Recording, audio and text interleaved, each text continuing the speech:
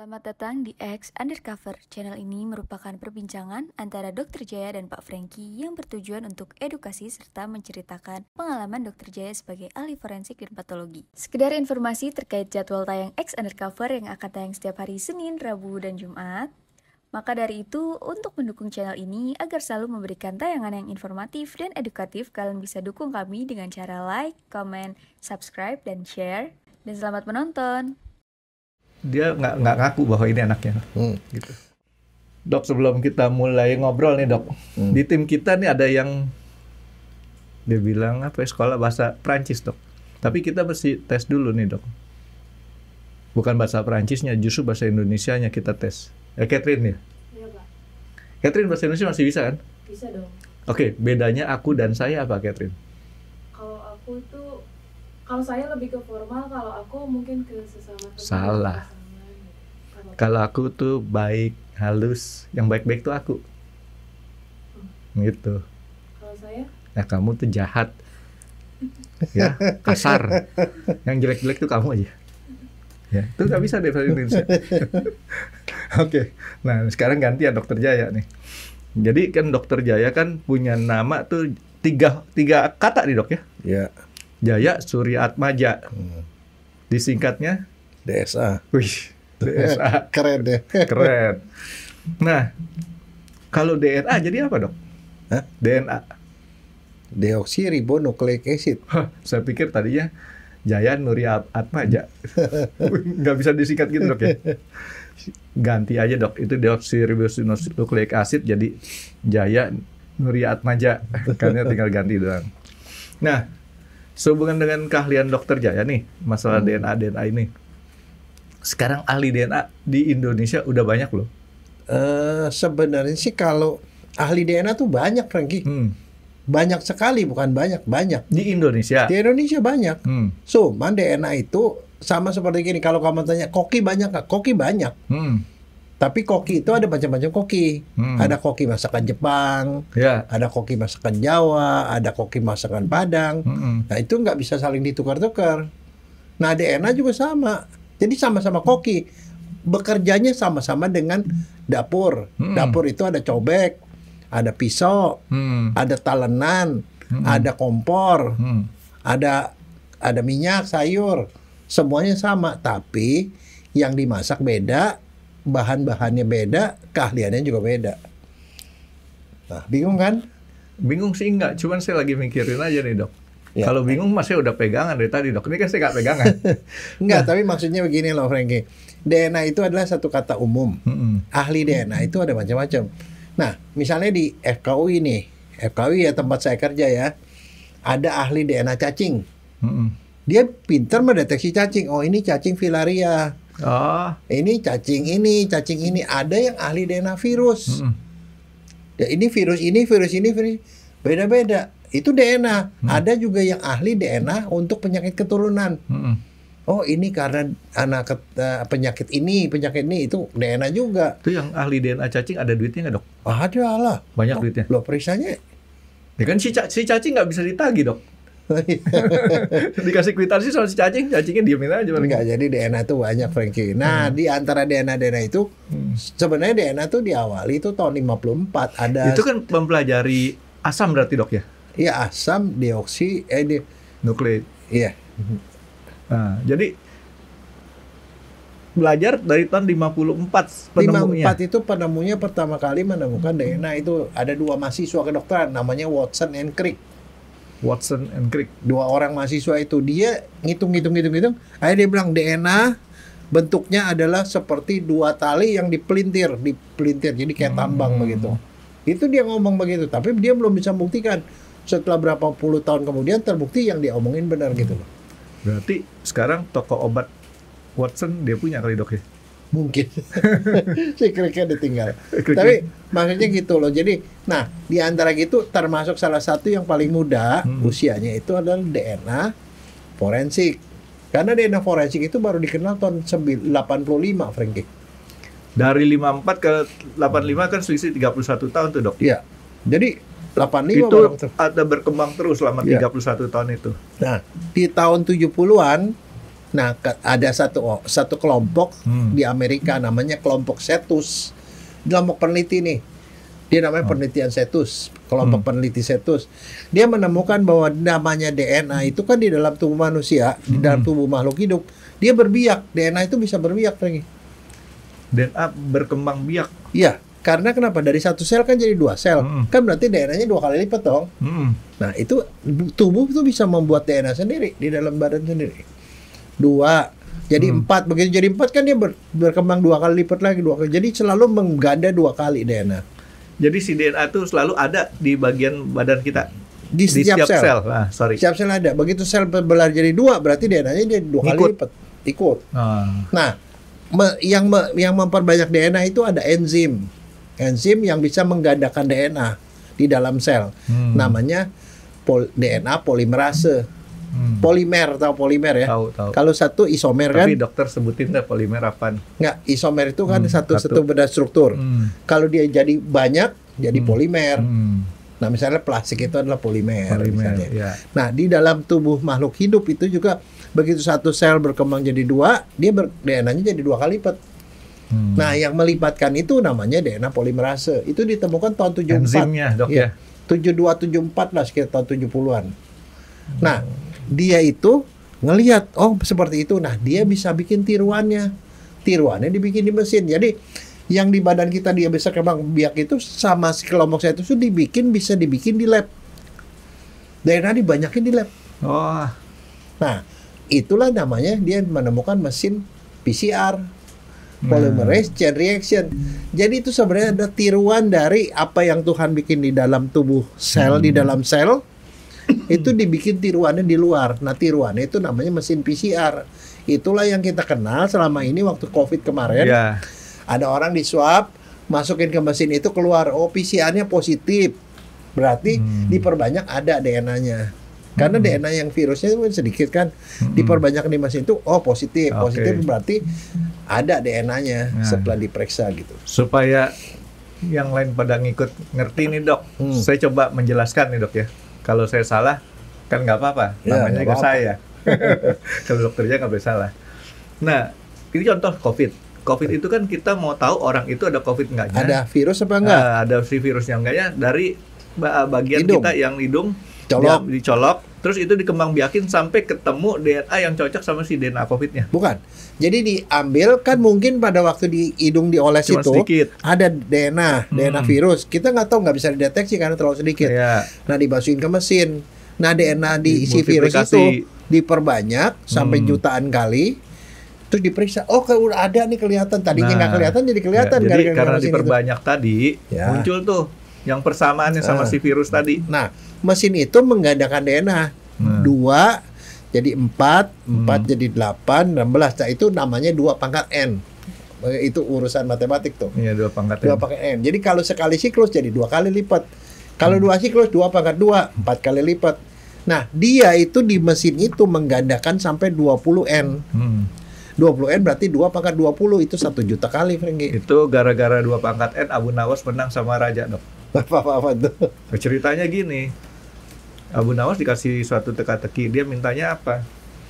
Dia cuma minta beras di satu kotak catur, dikasih pertama 1, dikasih 2, dikasih 4. Itu kan ada 64 kotak, 8 kali 8. Dokter bayangin ini kalau 2 pangkat 64 itu berapa? Oh, jangan kan 20. Iya nih Franky ya. Dokter mau bayangin? Saya enggak. Enggak. Kalau di mesin PCR itu ya digandakan 20 kali berarti 2 pangkat 20 itu sama dengan 1 juta kali. Jadi kalau kita masukin hasil swab itu ke situ, DNA-nya di setel 20 siklus, 20 kali penggandaan berarti 2 pangkat 20, 1 juta kali, Franky. Karena 2 pangkat 10 itu 1024. Ya. Ya kan, 1024 kali 2 kali sekian-sekian itu. Nah, itu kebayang ya. Kalau 30 itu jadi 2 pangkat 30 1 miliar, Franky. Nah, itu sama dengan mengganti berapa siklus itu dia jadi. Nah, tadinya virusnya cuma ada 1 biji aja bisa ketemu di situ. Nah, artinya apa? Semakin banyak 2 pangkat NN-nya makin tinggi, penggandaannya makin lebih kelihatan banyak. Ya.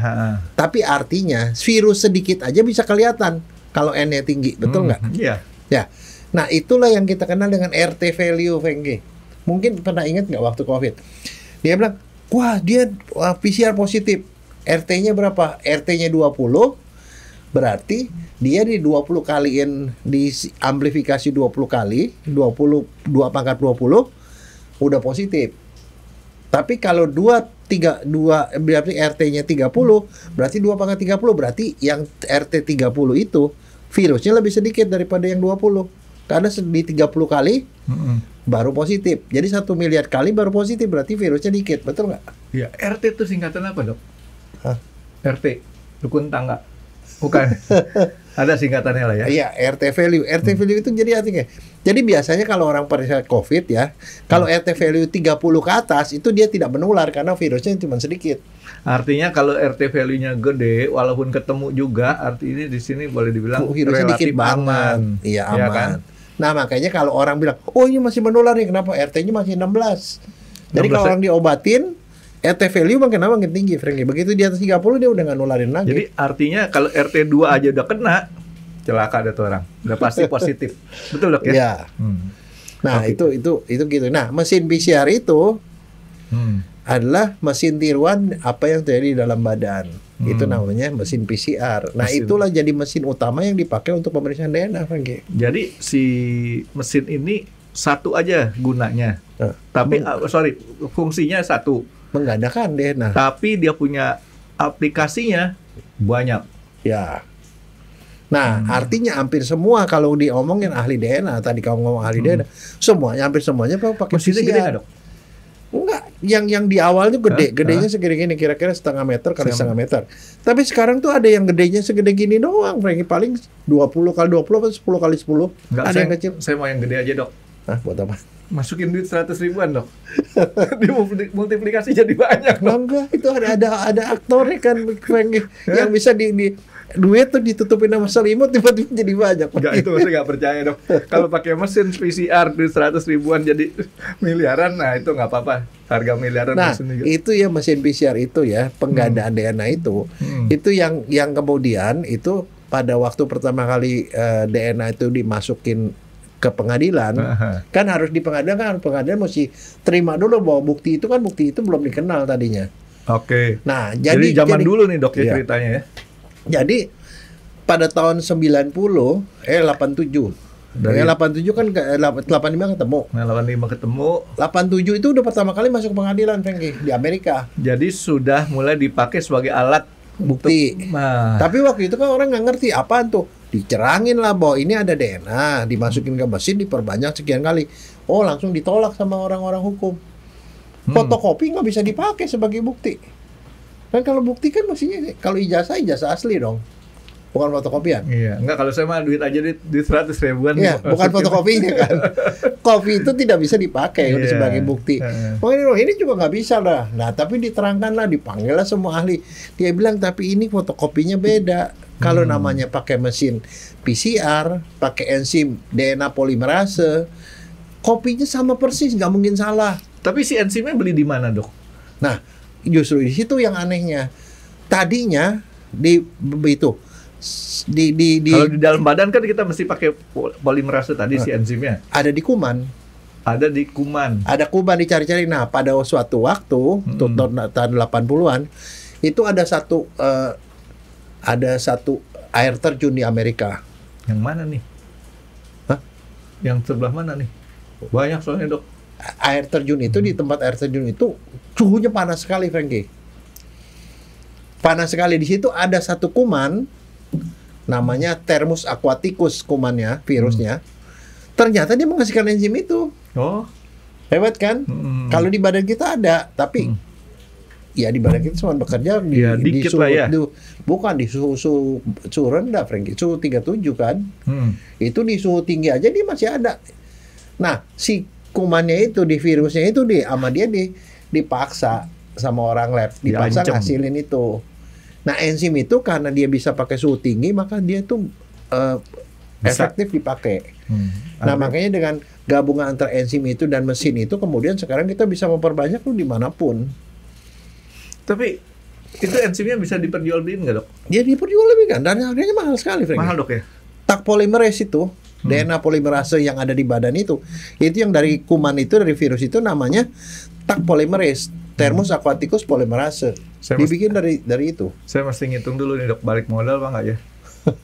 Enggak, tapi itu soal gitu. Nah sekarang begini, kembali ke tadi pertanyaan kamu. Ahli DNA banyak deh Franky. Kalau di bagian parasitologi ada DNA kuman, ada DNA jamur, ada DNA virus. Kalau di bagian penyakit dalam ada orang yang periksa DNA untuk mencari ini TBC apa bukan, kuman. Oke. Nah sekarang kalau DNA sendiri termasuk dokter spesialis atau di luar daripada spesialisasi tadi? Di atas spesialis. Di atas spesialis. Jadi itu adalah seperti kayak alat. Alat orang spesialis itu untuk mendeteksi sesuatu. Karena lebih spesifik lagi nih dok ya. Ya, jadi artinya makanya kalau misalnya di penyakit dalam, orang belajari bagaimana mendeteksi kuman TBC. Kuman kalau di bagian saraf kuman meningitis. Kalau itu kemudian virus HIV, mendeteksi virus herpes, virus hepatitis. Jadi itu DNA juga. Kenapa mereka mau ambil lebih spesifik supaya lebih ngerti, lebih tajam. Pemeriksaannya jadi tajam. Bener ada. Jadi misalnya contoh orang TBC, diperiksa kumannya, tapi bisa diperiksa DNA-nya. Kalau diperiksa DNA-nya, kalau DNA-nya udah nggak ada sama sekali, berarti memang dia udah memang pernah sakit TBC, tapi mungkin udah nggak menular karena jumlahnya sedikit gitu loh. Nah jadi di berbagai macam, sampai ke bagian psikiatri pun udah pakai DNA, Franky. DNA-nya buat apa? Kamu tahu orang gila, orang ODGJ. ODGJ itu salah satunya jenisnya schizofren. Schizofren itu orang sangka tadinya adalah masalah lingkungan. Gara-gara dia dibikin stres, dia jadi ODGJ. Oh ternyata enggak, ternyata ada DNA-nya, Franky. Orang ODGJ punya DNA khusus. Iya, DNA-nya dia ada ODGJ, berarti dia gampang jadi ODGJ. Gampang schizofren. Berarti saya masih periksa DNA saya nih dok. Nah, itu diperiksa. Nah, itu orang psikiater ngomong. Jadi periksa DNA penyakit ODGJ, schizofren. Ada DNA-nya. Orang kencing manis misalnya, orang penyakit dalam. Kencing manis, orang kencing manis gara-gara lu sih makanin gula. Iya, memang iya, tapi ada DNA-nya. Kalau kita periksa DNA, dia punya bibit kencing manis, baru bisa jadi kencing manis. Ada dua nih yang saya mau kasih tahu sama dokter Jaya nih. Pertama, saya mau cari DNA semut. Tahu dok fungsinya buat apa? Buat apa? Saya masukin ke badan saya supaya kalau saya makan gula nggak jadi diabetes. Karena semut suka makan yang manis-manis tapi dia nggak diabetes. Nah, habis gitu badan kamu keropos. Yang kedua pertanyaan, kan dokter Jaya kemarin waktu kita ngobrol pernah bilang tuh, pokoknya kalau jadi dokter forensik di Indonesia nggak ada duitnya. Nah sekarang kata orang, bukan ya saya kan katanya dok. Katanya kata orang, bukan kata saya loh. Katanya dok, kan itu kan menggantikan orang. Bentuk ketiga. Nah pertanyaan saya, kalau ahli DNA yang paling cuan yang mana ini dok? Oh enggak, jangan cuan, enggak boleh gitu. Cuan itu hanya untuk orang ekonomi. Orang kedokteran itu periksa DNA tuh untuk mengobati orang, untuk menyelesaikan kasus gitu loh. Jadi artinya di sini kalau dokter tetap balik lagi ke fungsi tugas dokter dok ya. Jangan itu dibalikin pada cuan. Karena memang untuk menggunakan tadi dokter bilang keahliannya, belajarnya aja harus di atas dokter spesialis. Ya, karena misalnya kayak saya nih, untuk sampai jadi ahli DNA, pertama sekolah dokter 6 tahun, sekolah spesialis 3 tahun, sekolah DNA lagi 3 tahun. Jadi total tuh 12 tahun lagi. Baru jadi ada ahli DNA forensik. Ya panjang lah. Belum lagi ya dok ya. Jadi artinya itu adalah, misalnya contoh, ada seorang nih masuk di kedokteran. 6 tahun, penyakit dalam 4 tahun, 10 tahun. Kalau mau jadi ahli DNA dia belajar lagi 3 tahun lagi. Nah, begitu Franky. Jadi artinya boleh nggak dia dari dokter umum langsung ke belajar DNA? Bisa. Bisa. Ada namanya bagian namanya bioteknologi, Franky.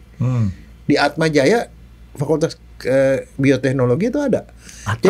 Jadi udah SMA masuk ke situ ahli DNA. Tapi bukan dokter. Jadi dia bukan dokter? Bukan, ahli DNA. Ahli DNA? Iya. Oh bisa gitu ya? Bisa. Sekolahnya di mana dok? Jakarta ada? Di Atma Jaya. Atma Jaya? Atma Jaya ada. Itu barangkali itu satu-satunya yang bioteknologi yang setahu saya. Itu belajarnya DNA, langsung ahli DNA, Franky. Tapi dia bukan dokter. Nggak apa-apa dok. Yang penting ada keren-kerennya dikit ahli DNA. Enggak, tapi nanti setelah ahli DNA begitu, dia mesti mendalami DNA-nya apa. Yang Nah, mana? kalau misalnya DNA-nya urusan untuk pembuktian tentang kasus-kasus pada manusia, berarti antara hukum sama kedokteran, itu namanya DNA forensik. Nah, DNA forensik itu menyelesaikan kasus-kasus yang kedokteran berhubungan dengan hukum. Apa? Ini Misalnya yang Dokter Jaya punya keahlian kan? Iya, misalnya contoh ada bayi ketukar. Kok mukanya nggak mirip? Dia jangan-jangan tuh ketukar sama bayi itu. Nah, itu DNA forensik. Apalagi ada kecelakaan pesawat terbang, kan ada serpihan tubuh manusia. Ini siapa? Itu forensik karena saya kaitan dengan itu. Misalnya contoh ada satu kejahatan, TKP-nya di sini. Yang di sini tuh ada darahnya siapa? Itu forensik, DNA forensik. Apalagi ada orang mau bagi warisan, tapi dia nggak percaya nih. Masalahnya begini, ada pasangan suami istri dengan anak, terus tiba-tiba datang perempuan lain, bilang ini anaknya si suami. Wah, yang jelas istri tua kan nggak mau dong. Mana bisa? Dia punya istri muda? Nggak. Ada perempuan datang ada ngaku bahwa anaknya dia itu adalah anak si suami ini. Kan jelas dari pihak istri dan istri dan anak-anaknya nggak mau dong berbagi sama perempuan yang tidak jelas ini. Tapi saya mau ini dulu, Dok. Jadi ahli DNA forensik adalah yang menggunakan DNA untuk menyelesaikan kasus-kasus sengketa kedokteran yang berkaitan dengan hukum. Kasus-kasus waris, manusia, Dok, ya? Manusia. Ya, itu yang manusia. Jadi artinya kalau urusan binatang nggak ngikutan itu, Dok. Nggak, tapi beda, binatang kan? Juga ada loh, ahli DNA binatang. Ya, tapi maksudnya bukan DNA forensik kan, Dok? Bukan. Itu. Jadi, tapi begini, saya waktu itu ketemu ya sama seorang guru saya, profesor. Dia bilang, Jaya, sebenarnya kamu tuh bisa dapat duit banyak. Kenapa? Kamu tahu tuh ketemu di mana duitnya, Dok? Nggak, dia bilang gini, dia itu pencinta burung, Franky. Atau ada burung yang harganya mahal, lovebird, tahu lovebird? Lovebird itu kalau masih kecil, itu kita nggak tahu jenis kelaminnya apaan. Jadi untuk menentukan jenis kelaminnya, itu diambil sampel, dikirimnya ke luar negeri, Franky. Itu bayarnya pemeriksaannya mahal loh, Jaya, katanya. Itu yang diperiksa DNA-nya, Franky. Ini burungnya laki apa perempuan? Sebab kalau laki kan dia nggak perlu banyak laki-laki kan. Perempuan yang mesti dibanyakin, satu laki perempuan bisa bertelur gitu loh. Jadi dia bilang untuk gitu tuh ternyata di Indonesia nggak bisa periksa loh lagi. Kebayang nggak? Itu dia bilang itu kita bayar mahal untuk periksa di luar negeri. Terus saya bilang, lah kalau kayak begituan bukan bidang saya, karena itu DNA-nya DNA binatang. Tapi kemudian begini, itu satu hal. Jadi artinya itu diperlukan, Franky. Memang ada kebutuhannya. Gini, saya waktu sekolah ke Jepang, saya belajar dari seorang ahli DNA, namanya Mitsuko Yamada. Sekarang udah profesor dia. Dia keahliannya tuh mendeteksi DNA spesies. Spesies macam-macam. Dia orang forensik, di Shiga University. Macam spesies. Jadi dia kalau diperiksa gini dia bisa tahu ini DNA ayam, ini kodok, apa gitu-gitu, ngerti nggak? Nah sekarang kan ada banyak orang yang suka nipu, Franky. Dia kasih dagingnya merah, dibilang daging sapi, ternyata itu daging babi, Franky. Kenapa? Diapain? Diapain pertanyaannya? Daging babi bisa dibikin jadi daging sapi? Dimakan, Dok, beda rasa. Bukan bentuknya. Dijual. Kalau dijual kan kita tahu daging sapi merah. Kalau daging babi kan putih.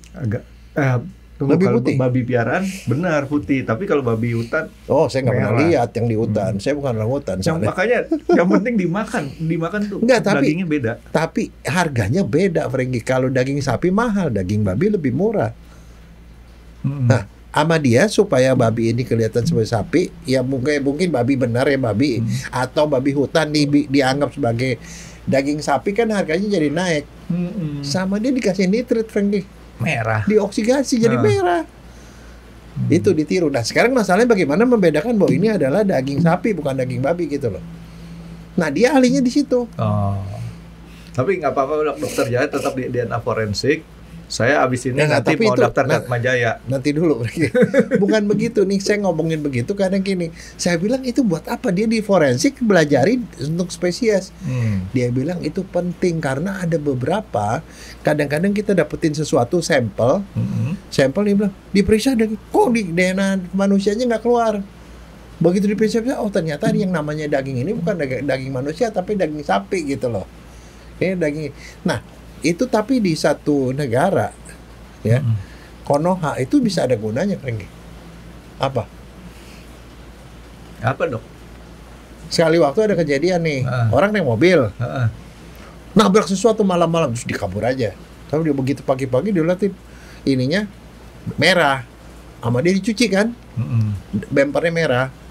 Besok paginya orang nemuin ada seorang perempuan meninggal di jalan di tempat yang dia nabrak itu. Padahal dia sendiri yakin bahwa yang ditabrak itu adalah babi, Franky. Ada babi melintas, dia tabrak cukrek, bukan orang. Babi ngepet kali dok.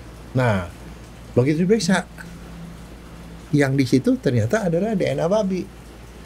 Besok paginya di situ ada manusia, itu berarti kasusnya babi ngepet. Dia nggak nabrak orang, jadi dia benar, dia nggak nabrak orang. Atau 2 kali kejadian dok. Ya kan, babi itu kalau ketabrak nggak terlalu parah aja sih, dia masih bisa jalan dok. Iya, nggak kan, tapi babi ngepet kan kalau ditabrak itu jadi manusia kan. Aslinya lagi kebalik. Barangkali. Tapi Ya. biasanya yang ngepet gitu kan yang lelaki dok, yang perempuannya nungguin lilin. Iya kan? Kamu Katanya tahu gitu ya. aja. Oh nonton film lah dok. Enggak, tapi maksudnya gituan. Tapi mungkin ya kalau misalnya ada barang makanan gini halal nggak halal itu bisa diperiksa dengan cara itu antara lain bagi. Jadi Tapi maksudnya itu adalah aplikasi. Tapi itu aplikasinya untuk forensik juga karena itu kan masalah soal kelalaian menyebabkan orang mati kan. oh iya. Ya kan? Bisa juga bukan hanya satu kasus yang tadi dok, 2 kasus. Kapan? Yang pertama dia benar nabrak babi, karena terbukti dia kan DNA-nya DNA babi di darahnya kan. Yang kedua ada perempuan nyebrang ditabrak sama mobil lain dan mobilnya tuh nggak ketahuan kemana. Kamu pinter. Nah, ya kan? Lumayan. Ya belajar jadi pengacara dok. Enggak, tapi maksudnya saya ada bagian-bagian khusus tertentu. Nah, salah satu bagian kecilnya yang itu adalah itu kan DNA forensik tuh ada yang gitu. Tapi ada juga yang larinya ke arah mencari leluhur, Franky. Nah, Menyelesaikan kasusnya. Sekarang kamu pernah tahu nggak kasus Thomas Jefferson, Presiden Amerika? pernah diceritain sama dokter Jaya, tapi dokter Jaya ceritain aja lagi dok. Jadi Thomas Jefferson itu ada presiden Amerika yang di awal-awal lah. Dia termasuk orang yang presiden yang sangat fenomenal karena kerjanya bagus sekali di Amerika pada waktu itu, sangat terkenal. Nah, dia pada waktu itu masih zaman perbudakan di Amerika.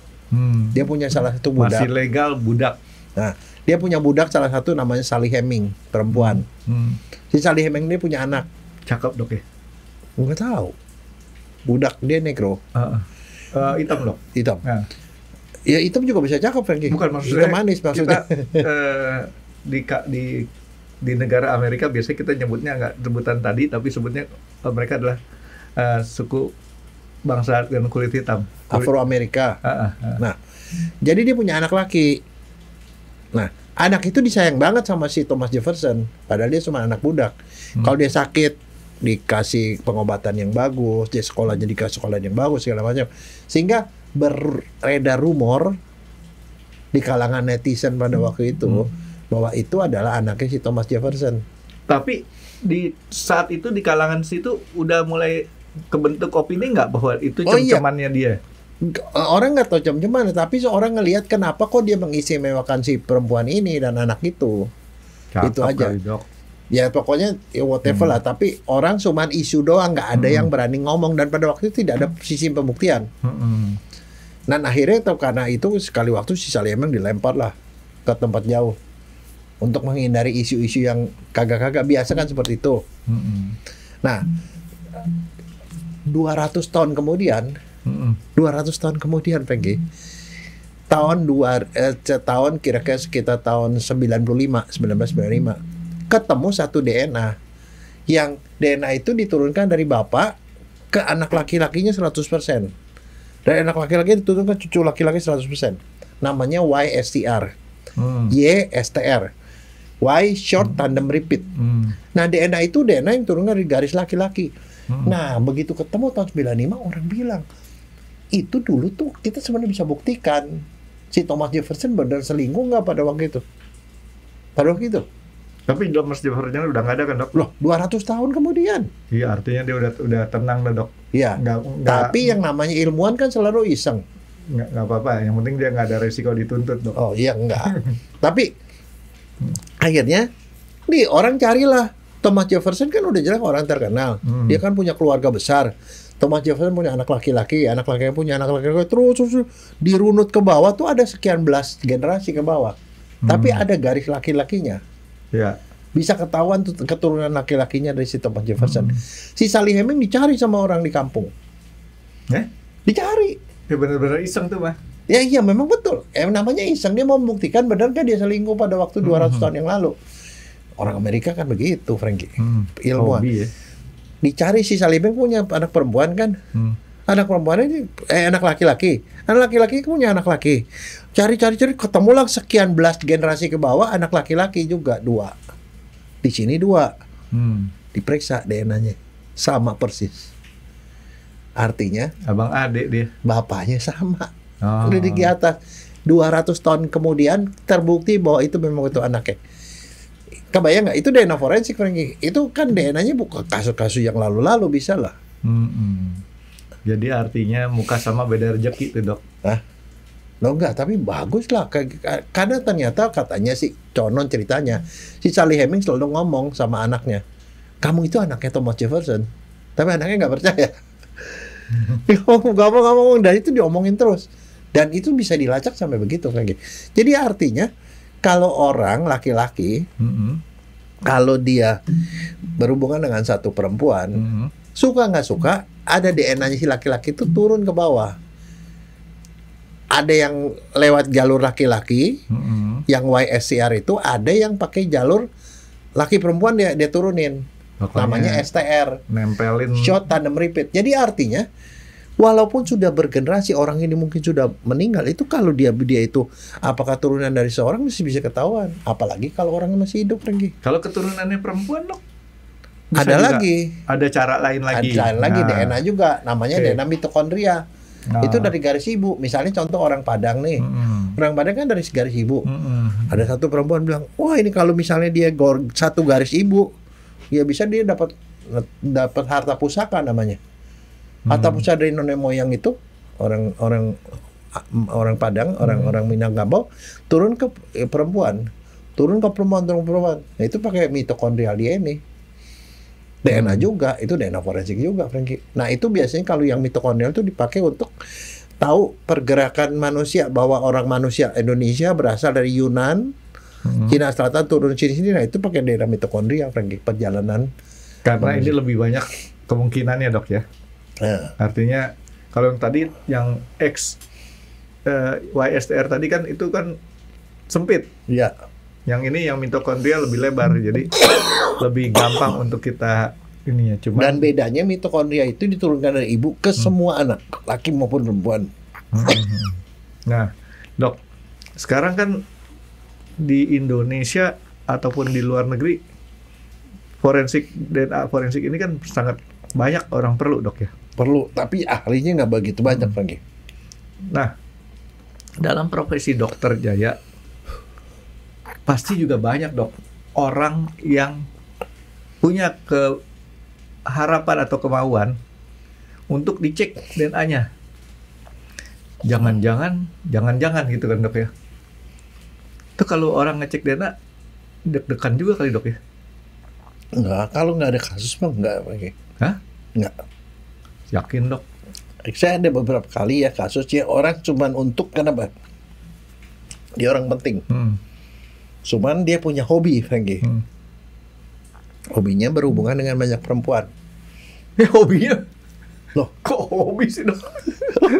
Loh, ada yang hobi begitu. Saya pikir hobi tuh fotografi, golf. Dia hobinya cuma satu, hobi sama perempuan cantik, udah itu doang. Hobinya satu, Frankie. Tapi korbannya banyak. Nah, begini. Tapi itu begini, bukan cuma hobi, tapi maksudnya sesuatu yang kadang-kadang kita nggak bisa prediksi. Nggak usah jauh lah, Frankie. Jadi ceritanya begini, sekali waktu ini saya ditelepon sama seseorang. Dia bilang, dokter, bisa nggak tolong periksa DNA dari bapak saya? Orang bule nih, Frankie. Yang ngomong bule? Yang ngomong bule. Laki dan perempuan. Jadi dua orang anak datang ke dokter Jaya nih. Si bule-bule ini. Dia bilang mau periksa. Saya bilang yang periksa siapa? Bapak saya. Di mana bapaknya? Bapak saya udah meninggal, Frankie. Baru aja meninggal. Jadi ceritanya dia orang Polandia. Tinggal di Indonesia sudah 30 tahun lebih. Anaknya itu ada di Polandia. Begitu dia meninggal, anaknya datang kan. Nah, anak itu tidak tahu, tidak pernah berhubungan sama bapaknya. Tapi sekarang bapaknya ada di situ, udah meninggal. Di salah satu rumah sakit swasta di Jakarta. Dia bilang, terus mau ngapain? Dia bilang, saya mau periksa DNA untuk bapak saya. Emang bapaknya ada kasus apa? Nggak ada kasus, dok. Ya, kira-kira kamu bisa nebak kemana? Nggak ada kasus, dok. Untuk jaga-jaga, dia bilang. Iya. Dia bilang jaga-jaga apa? Kan bapak saya di sini, saya tidak tahu dia. Dia kan jauh tempatnya tuh. Ya, saya tidak tahu. Ini jaga-jaga. Ya, kita nggak tahu apapun di depan, dok. Tapi mumpung dia masih ada di sini, baru meninggal, dokter lakukan apapun lah untuk save dia punya DNA, supaya one day kalau ada satu kasus, ada sesuatu, kita bisa punya modal untuk membuktikan. Jadi siapa tahu dia ninggalin warisan di sini kan, dok ya? Ya. Nah, ini saya ambil sampel, cotton bud di mulut bibirnya, di bagian mulut bagian dalam, ambil, saya periksa DNA, sudah saya simpan. Dia bilang, di save aja, dok. Jadi saya kasih dia, saya satu, hasilnya ke saya. Udah, saya sih udah gak mikir apa-apa. 2 tahun kemudian, dia hubungin lagi anaknya. Dok, ternyata apa yang kami prediksi itu ada kejadian. Ada seorang perempuan bawa anak yang udah umur sekian tahun. Dia bilang ini adalah istri dan anak dari si almarhum. Dia klaim seperti itu. Karena dia mau klaim asuransi lah, warisan dan segala macam. Tapi kan tidak ada bukti. Belum terbukti. Belum ada Akhirnya, bukti. Karena dia udah save itu, dia bilang, dok gimana dok ini? Ya udah tinggal diperiksa aja, saya bilang. Ibunya sama anaknya periksa. Kan si bapaknya udah saya ambil, udah ada DNA-nya. Periksa, cocokin. Ternyata bukan. Kasus selesai, Frankie. Iya. Jadi jangan-jangan si bapaknya itu punya ikutin lagunya Dul Sumbang. Apa? Nyai. Lagu Dul Sumbang ada nyai itu, dok. Jadi dia punya nyai di sini. Tapi orang-orang sini nggak tahu nyai apa. Coba kamu terangin. Nyai itu wanita Indonesia yang apa namanya diperistri secara tidak sah oleh keturunan asing. Yang banyak pada waktu itu orang Belanda. Orang Belanda di sini kan nggak bawa istri. Dia melihara orang-orang Indonesia, ditaruh di rumahnya, dijadiin seperti istri. Tapi itu tidak resmi. Tapi itu namanya nyai. Saya pakai bahasa yang lebih sopan, terkenal, dok. Nyai Dasima. Nyai Dasima di Jakarta. Iya. Pokoknya. Tapi dia Nyai Dasima itu suka itu nggak begitu bagus, Frankie, namanya. Kenapa? Kenapa, dok? Kan Dasima bagus. Dia udah jadi nyai, tapi kemudian dia selingkuh sama tukang kusir. Oh iya. Iya kan? Ya nggak bagus lah. Iya dong. Itu kalau sekarang namanya betul lagi. Ya itu namanya usaha, dok. Oke, dok. Jadi Dokter Jaya kan, nah urusan kayak begitu tuh banyak. Nah, yang saya mau nanya nih, dok. Tadi kan yang menghendaki seperti itu kan adalah dalam tanda petik anak daripada si bapak yang sudah berpulang. Ya. Nah, sebenarnya kalau kita mau ngurus satu DNA nih, dok, itu ada persyaratannya nggak, dok? Kita mau cari DNA orang tua, DNA anak, ada SOP-nya lah, dok. Itu bagaimana sih syarat-syaratnya supaya kita tuh, ya contohnya kayak gini. Oke, kita mulai dari yang minta dulu. Siapa yang bisa minta pemeriksaan DNA? Yang punya DNA duit, forensik. dok.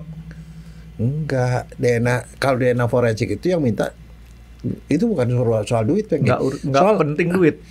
Soal ada 2 otoritas. Kita mau ngomongnya perdata atau pidana. Kalau perdata itu urusan keluarga, urusan waris, urusan anak. Ini anak apa bukan dan sekarang baik itu perdata. Atau pidana. Kalau saya sih, kalau yang pidana agak ngeri-ngeri dikit. Enggak, Mendingan yang perdata aja, Dok. Oke, rame. Jadi perdata itu biasanya urusan pertama soal perkawinan. Dia bilang dia ini misalnya contoh ya, perkawinan tuh begini. Dia mau kawin. Jadi ceritanya ini perempuan nih sama laki-laki nih dia pacaran. Terus hamil. Si perempuannya bilang, lu tanggung jawab lo, gua hamil nih. Kali ini banyak lagu dangdut ya, Dok, yang dipakai. Ya nggak tahu lah, itu lagu dangdut kan hamil 3 bulan karena pacaran di tempat gelap-gelapan gitu. Oh tahu aja. Ya, tahu lah, Dok. Enggak, itu sebelum hamil dia minta lakinya bertanggung jawab. Si lakinya bilang gua gak mau. Apa buktinya kalau yang di dalam kandungan lo anak gue? Artinya si cowoknya nih menyaksikan bahwa si ceweknya nih bukan cuma sama si laki-laki ini doang gitu ya, Dok ya. Tapi dia bilang gini, pokoknya gini deh, gua gini, kalau lo bisa buktikan bahwa si anak itu adalah anak saya akan kawini kamu. Kan artinya di salah satu alasan untuk mengawini. Tapi kalau bukan anak saya nggak mau tanggung jawab. Urusan kawin kan urusan perdata, Franky. Ya. Ya dong. Akhirnya bagaimana buktinya? Bisa. Nah itu pergi ke dokter ahli DNA. Jadi si ibunya diperiksa, sampel DNA, bapaknya diperiksa, dan satunya janinnya diperiksa. Ya, jadi dalam kasus ini, Dok, yang minta tuh siapa? Dua-duanya? Si ibunya dong yang perintah, karena dia mau minta tanggung jawab si laki-laki. Kalau terbukti anaknya, lo kawini gue ya. Gitu. Jadi yang minta adalah orang-orang yang memang perlu pembuktian gitu, Dok ya? Dan pembuktian itu kaitannya dengan hukum keluarga. Oke, hukum keluarga atau hukum yang menyangkut-nyangkut perdata lah gitu, Dok ya? Yang kedua itu satu. Jadi artinya dia bisa punya hak. Atau si laki-laki. Dia itu, saya pernah dapetin kasus begini. Si laki-laki ya sama perempuan ini dia udah punya suami istri nih. Si perempuan sama ini laki-laki perempuan. Karena kasus yang kayak gini kadang-kadang melibatkan banyak pasangan, Dok, saya mesti pakai gambaran. Ini laki perempuan suami istri nih, Dok. Ya gini, Dok ya. Terus tiba-tiba baru ketahuan sama si istrinya, ternyata si suaminya itu punya simpenan. Punya ada ani-ani di sini nih, Dok ya. Nah, jadi dia punya istri di sini, dia punya ani-ani di sini. Oke. Terus si ani-aninya itu punya anak, bayi. Ani-aninya punya anak. Punya pasangan lain nggak selain si ini? Enggak. Jadi dia setia kepada si suami ini? Iya, kayaknya. Nah, kayaknya. Dia minta supaya dia diakui sama si itu. Minta dikawin lah. Dan ini memungkinkan untuk dikawin karena dia kebetulan agamanya memungkinkan dia untuk kawin lebih dari satu. Iya. Nah, tapi si istrinya bilang, gua kagak mungkin laki gua gitu. Lu jangan sembarangan. Rugi banyak dia, Dok. Ya, si istrinya nggak mau terima. Kenapa? Dia bilang karena suami saya tuh sudah kencing manis. Bangun aja kagak bisa. Bagaimana bisa punya anak? Sama gue aja nggak pernah main katanya sekian lama. Karena kencing manis. Ya kencing manis. Bangun aja nggak bisa. Bagaimana bisa punya anak? Ya terus gimana, Dok? Kan jadi istrinya yang memaksa periksa DNA. Saya mau periksa DNA. Saya mesti yakinkan bahwa itu bukan anak suami saya. Oke. Jadi artinya si yang minta pembuktian tuh pihak istri. Ya karena dia tidak mau membagi warisan dengan itu. Karena ada tuntutan dari si ani-ani tadi. Iya. Tapi masalahnya dia bilang nggak mungkin. Laki gue sama gue aja nggak bisa disentuh, dia nggak bisa bangun. Kalau yang tadi kan si orang Polandia tadi, ada perempuan yang mau cari keuntungan tuh, Dok ya. Dan ternyata setelah dibuktikan artinya lu mau meres deh ya. Gitu ya. Nah sekarang ini ada orang yang kita belum tahu nih hasilnya apa. Si ani-ani ini bawa anak ya, Dok ya. Bawa anak bahwa ini anak si X tadi. Ya, si suaminya. Si S, karena suami itu S ya. Istri itu I ya.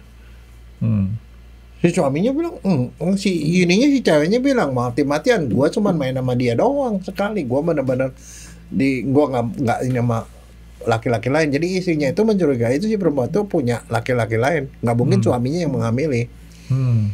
Nah sekarang pertanyaannya, secara awam nih kamu perlu periksa DNA nggak? Kalau mau yakin mah, yakin gokin, yakin. Lah, istrinya alasannya nggak usah dibuktikan. Karena bangun aja nggak bisa, bagaimana bisa punya anak? Kan bisa pakai bayi tabung. Gua lah. Canggih banget ya. Gaya saya ngomongnya. Enggak. Saya bilang udah satu-satunya bisa dibuktikan dengan pemeriksaan DNA. Periksa DNA, ternyata betul anak suaminya. Terus ya begitu istrinya protes sama saya, Franky. Kalah set ya si istrinya kalau udah pakai bukti kayak gitu dia ya. protes. Dia bilang, dokter saya nggak percaya sama hasil dokter. Nggak percaya. Dia bilang kalau nggak percaya boleh aja, yang namanya percaya. Kalau saya sih nggak ada urusan, saya nggak mau tahu tuh urusannya apa. Tapi saya periksa itu ternyata memang anak suami ibu. Bagaimana mungkin katanya orang bangun aja nggak bisa, itu bisa punya anak. Ya, sekarang kamu secara logika bagaimana caranya bisa hamil? Hamil dok, karena ada sel telur yang dibuahi. Ya. Itu. Terus bagaimana caranya? Sampai bangun aja nggak bisa. Ya itu diupayakan dok. Ditetesin. Enggak, saya bilang begini Bu, saya sih nggak tahu, tapi secara ilmu kedokteran, kalau laki-laki itu terangsang, walaupun dia tidak bisa masuk, itu kalau dia sampai ejakulasi masuk ke dalam vagina, vagina luar nih, kalau si perempuannya terangsang, perempuan itu kan ngeluarin cairan, si sperma itu sekali kalau dia ejakulasi si laki-lakinya, walaupun dalam keadaan loyo, itu sekali semprot tuh bisa 300 juta. 300 juta lewat lendir yang ada di si perempuan itu dia bisa naik sampai ke atas. Seandainya dari 300 juta masuklah misalnya 100 biji ke dalam, kemungkinan ketemu sama telur juga masih ada, Bu.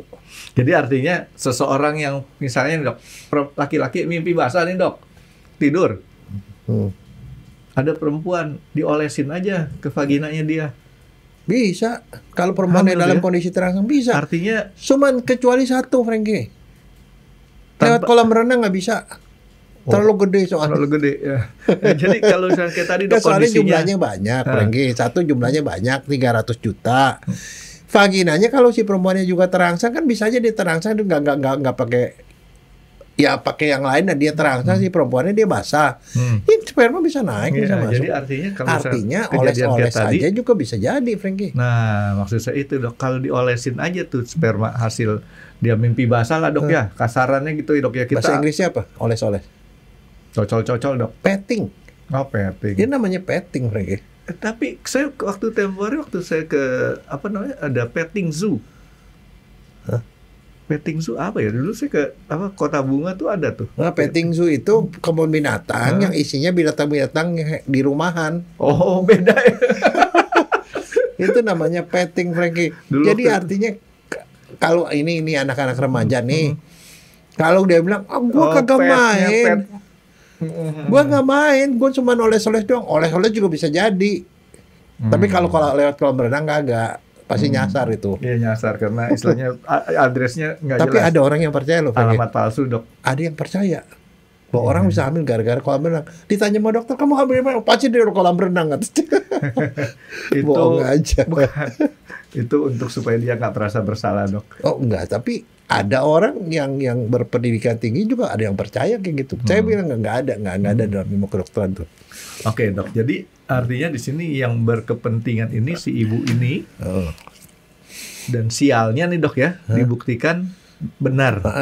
Nah yang perdata lain lagi apa? Ada kakek, ya kakek datang 60 tahun. Ini istri keempat nih, istri resmi nih, bukan ini. Keempat, kakeknya 60 tahun. Dia punya istri ada 4 yang dari anak pertama aja anaknya udah 40 tahun, Franky. Dia ini 60 tahun, si istri mudanya 25 tahun. Ya, masih normal, dok. Punya bayi. Istri yang tua itu bilang nggak mungkin si kakek, dia udah lama kan nggak berhubungan sama si kakek berhubungan sama yang paling muda. Nggak mungkin dia masih kuat. Itu pasti bukan anak si kakek, udah pasti anak dari orang lain. Dia barangkali dia main sama siapa gitu. Jadi intinya dia mau bagi warisan pengen sama anak yang terakhir ini. Jadi intinya warisan. Kalau tadi kan kawin, warisan. Itu periksa DNA juga. Ternyata memang anak si kakek. Tapi itu kan perdata, Franky. Kalau perdata tuh yang minta baik dari suami, dari istri, atau dari perempuan atau siapapun di luar itu dia bisa minta langsung ke dokter. Nggak usah pakai macam-macam karena urusannya cuma perkawinan, warisan. Itu nih dok, balik yang kasus yang pertama karena udah ketahuan bahwa itu anaknya nih dok ya. Itu tetap harus punya kewajiban tuh. Hah? Untuk nanggung anaknya tuh, si anak tersebut. Nah, ceritanya kita punya undang-undang itu berubah. Kita punya undang-undang perkawinan nomor 1 tahun 74. Kan dia nggak, nih tanda kutip, taruhlah kita anggap yang paling ekstrimnya tidak melakukan persetubuhan. Kayak tadi saya bilang, si suaminya lagi dirangsang karena nggak bisa bangun, tapi sampai keluar mimpi basah nih tadi. Si perempuan tuh ambil keuntungan, diolesin. Nih, ini misalnya kasusnya seperti itu. Ya. Dia tetap harus tanggung jawab tuh ya sama itunya. Loh kalau memang betul anaknya, kita nggak tahu benar diolesin apa benar-benar masuk atau nggak benar kita tahu. Tapi pokoknya kalau terbukti itu anaknya dia harus tanggung jawab. Betul. Karena undang-undang Indonesia gini ya, Frankie. Undang-undang nomor 1 tahun 74 tentang perkawinan itu sebenarnya membuat aturan anak di luar kawin, artinya tidak kawin resmi, kawin siri misalnya, atau orang dia punya cem-ceman di luar lah nggak ada urusan kawin. Adalah anak dari ibunya saja. Itu adalah undang-undang yang ada di undang-undang perkawinan. Makanya di akte kelahirannya nggak disebutin nama bapaknya dok ya. Jadi biasanya disebut anak luar kawin dari seorang ibu atau disebut anak dari ibu ini, bapaknya nggak ditulis namanya. Nah, tapi kemudian ada satu kasus Macica versus Pordiono tahun 2000-an sekian. Nah, kemudian si Macica itu minta hak sebagai istri siri. Kemudian minta keadilan ke Mahkamah Konstitusi. Jadi kalau undang-undang mau dirubah ke Mahkamah Konstitusi. Dia yang mengajukan gugatan ke situ. Ini anak kan tidak salah. Kenapa dia harus menanggung bahwa dia tidak dapat hak-haknya sebagai anak gitu loh. Nah, waktu itu Mahfud MD jadi adalah ketua MK. Nah, kemudian dia pertimbangan dan kemudian dirubahlah undang-undangnya.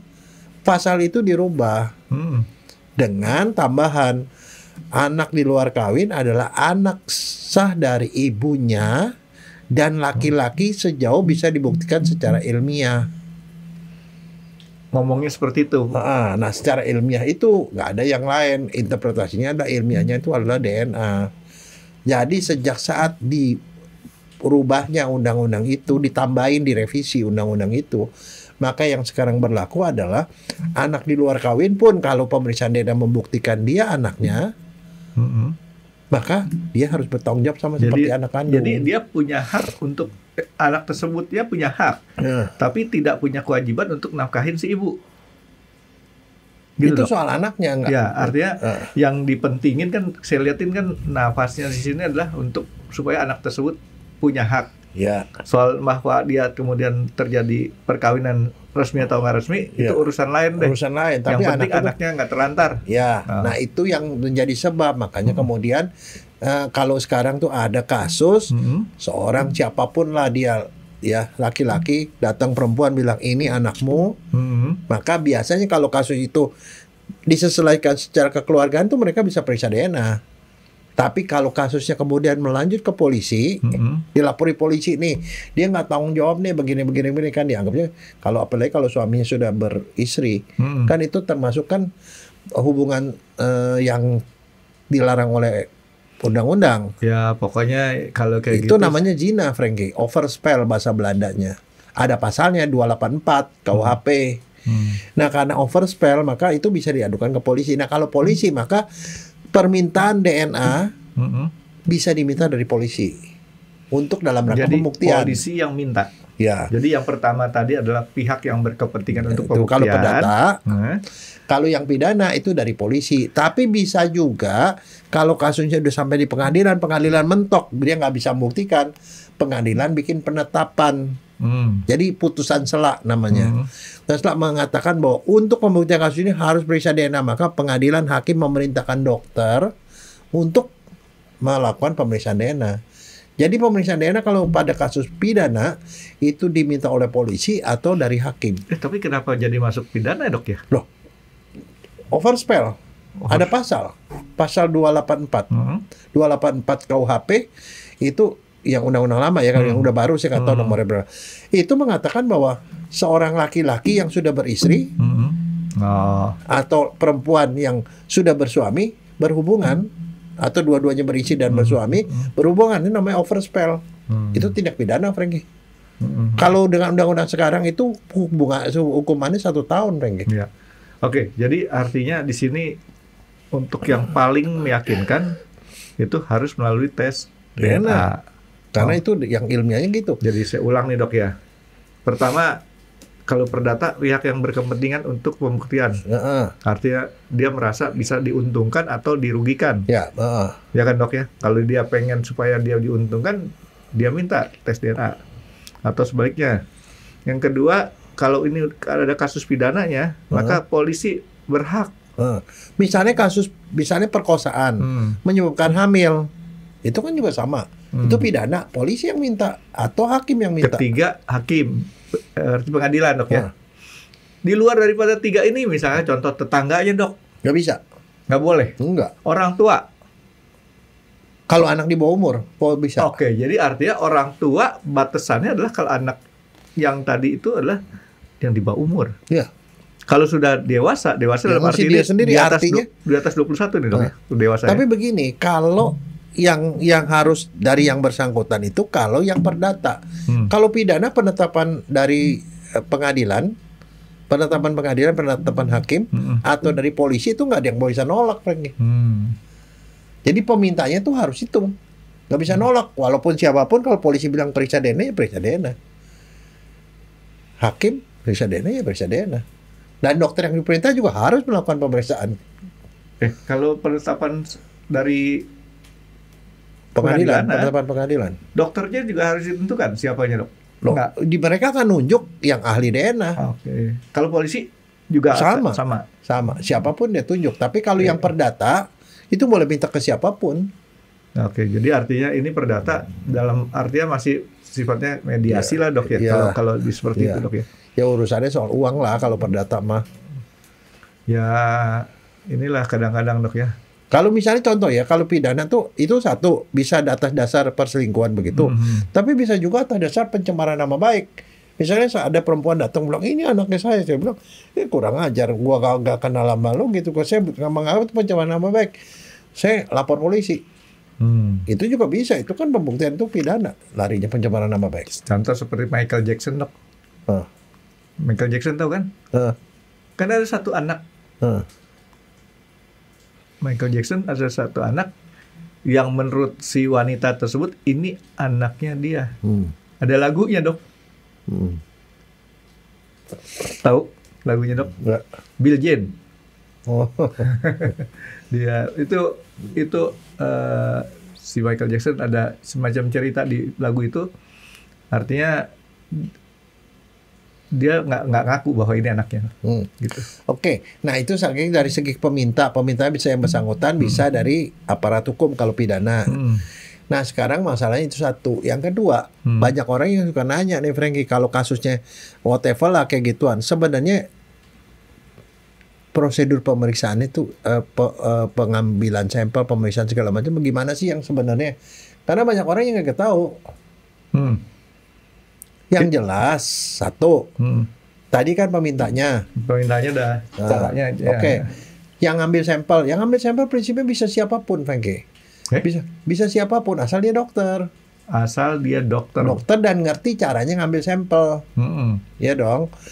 Nah jadi asal dokter, tapi nanti yang periksanya baru yang beda. Nah pemeriksaan itu ya biasanya ditujukannya kemana? Ke rumah sakit atau ke klinik atau apapun, lah terserah dari polisi atau hakim atau dari yang bersangkutan minta ke tempat yang bisa periksa DNA. Yang jelas itu DNA-nya DNA forensik kan. Nah satu yang mesti diyakinkan adalah institusi yang benar dan terpercaya, kredibel. Artinya dia jangan sampai dikasih ke klinik atau apa yang tidak bisa periksa DNA atau kualitasnya kurang nggak bisa dipercaya dok ya, nggak diragukan. Satu situ. Nah kemudian pengambilan sampelnya juga harus benar. Karena contoh ini kalau secara umum lah, misalnya saya mau tahu nih orang ini panu apa enggak, panu di sebelah sini, yang diambil sampelnya sebelah sini, kan jadinya salah dong. Ya itu. Nah kan pengambilan sampel mesti dari tempat yang benar. Zaman dulu ya, di awal-awal pemeriksaan DNA kita ngambilnya darah, Frankie. Jadi saya ingat dulu saya waktu pernah melakukan pemeriksaan DNA, itu sekian ratus orang diambilin darahnya. Itu waktu zamannya saya waktu ngambil dokter itu juga pakai darah, pakai rambut. Tapi kalau sekarang itu kebanyakan kita lebih suka pakai. Kira-kira apa ya penjelasan dan topik yang akan dibahas oleh Dr. Jaya di video selanjutnya? Stay tune di RX Undercover karena akan ada video baru setiap hari Senin, Rabu, dan Jumat. Terima kasih sudah menonton.